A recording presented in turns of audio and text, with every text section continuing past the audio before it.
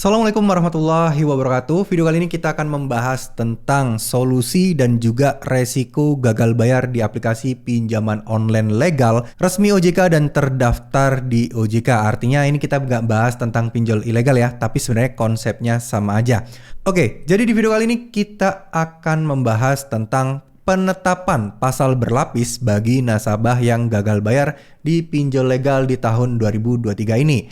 Bener nggak sih demikian? Dan ternyata hal seperti itu omong kosong belaka. Solusinya cuma satu, kalau kalian mendapatkan ancaman pasal berlapis tersebut, cukup sekali klik aja, yaitu WA ataupun email ataupun telepon yang memberikan informasi kalian itu, tinggal klik blok ya, selesai. Jadi kalian mentalnya akan terjaga dan gak gampang ditipu-tipu lagi. Karena ya bukan dengan asal ngeblok, tapi ya kita harusnya punya pemahaman yang lebih luas ya terkait masalah penetapan kasus tersangka, penetapan ya mungkin pasal berlapis. Biasanya sih pasal berlapis itu gak jauh-jauh beda dari penggelapan uang, bawa kabur uang perusahaan, penipuan, tidak melanggar kesepakatan, dan banyak hal lainnya ya yang dituduhkan kepada kalian karena hanya tidak bisa membayar hutang pinjaman online kalian. Jadi sekali lagi buat teman-teman semua tidak perlu khawatir yang berlebihan. Bahkan kemarin ada banyak nih berita nih ya, karyawati Indomaret ya, kalau tidak salah itu sampai mengakhiri hidupnya hanya karena terjebak di aplikasi pinjaman online. Dan ini penting sekali saya ingatkan buat teman-teman semua, kenapa kok kita perlu tahu resiko terberatnya itu apa sih? Jangan sampai hal-hal seperti ini sampai membuat kita nekat, sampai membuat kita ya merugikan orang-orang di sekitar kita. Karena beneran deh, utang pinjol itu tidak beresiko apapun. Ini perdata teman-teman ya, bukan pidana. Jadi sekali lagi, gak ada alasan kalian itu takut kalau kalian gagal bayar di aplikasi pinjaman online ya. Saya harap sih hal-hal seperti ini tidak terjadi lagi ya, karena ini juga lumayan sebenarnya dulu itu banyak kasus-kasus seperti ini, tapi akhir-akhir ini sebenarnya sudah mendingan. Tapi kenapa kemarin bisa heboh lagi? Karena ada memakan korban lagi karena galbe di hutang pinjol. Terus terang saya belum menggali lebih jauh lagi informasinya, karena yang penting itu terjadi faktornya karena pinjol. Saya juga tidak tahu apakah pinjol legal atau ilegal. Mungkin bisa jadi itu ilegal, karena pasti kalau ilegal kan pengancamannya kan bikin stres dan bikin panik ya. Nah ini tentu saja harapan saya, harapan kita semua itu buat teman-teman yang gagal bayar atau telat bayar, tetap aja tenang. Jangan takut, lawan aja teman-teman ya. Oke, Bang, saya tidak punya wawasan tentang hukum-hukum pinjol. Saya selalu takut jika dihadapkan dengan bentrokan-bentrokan hukum seperti ini. Nah, simple, teman-teman tinggal perbanyak baca buku-buku. Oke lah, mungkin nggak punya uang buat beli buku, mungkin teman-teman bisa coba cari aja di internet.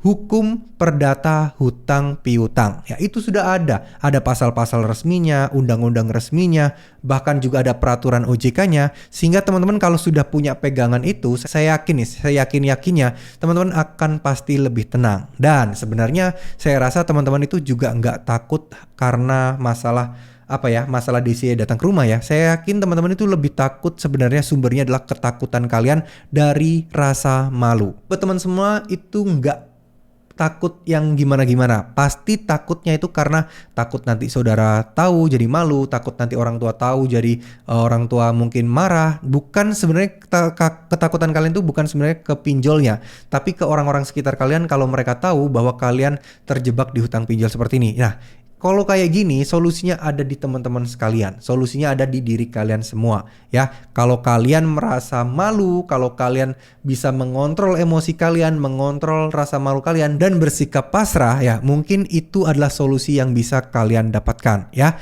Sekali lagi buat teman-teman, tetap semangat, jangan pantang menyerah. Saya yakin buat kalian semua itu pasti bisa. Saya yakin ya nggak ada kok istilahnya kalian masuk penjara gara-gara pinjol. Yah, cuman malu itu cuman paling sejam 2 jam lah teman-teman ya. Mungkin orang akan mengingat kalian. Yang mengingat kesalahan kalian adalah para haters kalian, para pembenci kalian. Saya yakin orang-orang yang sayang sama kalian, teman-teman kalian pasti akan melupakan masalah-masalah kalian ini, dan kalian akan bisa melanjutkan hidup dengan semestinya.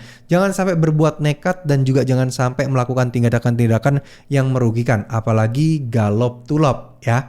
Nah, buat yang belum tahu galop tulop itu apa, itu adalah istilah yang biasa dipakai para teman-teman yang saat ini terjebak atau gagal bayar di pinjol, yaitu gali lubang dan tutup lubang. Dan itu saya sudah pernah atau banyak sekali mendapatkan cerita Banyak orang-orang yang nyesel banget sudah galop tulop. Karena apa? Utang mereka nggak makin sedikit, tapi makin banyak.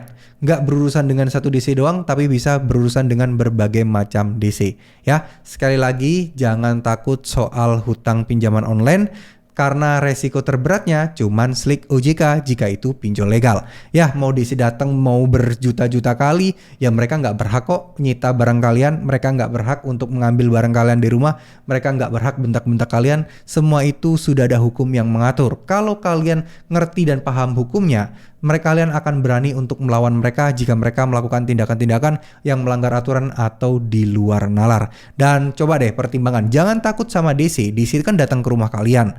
Pastinya dia sendiri sih sebenarnya yang harusnya takut, karena dia nggak mungkin doh bikin keributan di rumah orang. Bisa-bisa nanti warga-warga sekitar atau tetangga kalian pasti akan membela kalian lah kalau urusan kayak gini teman-teman. Ya, oke, terima kasih. Semoga video ini bermanfaat. Wassalamualaikum warahmatullahi wabarakatuh.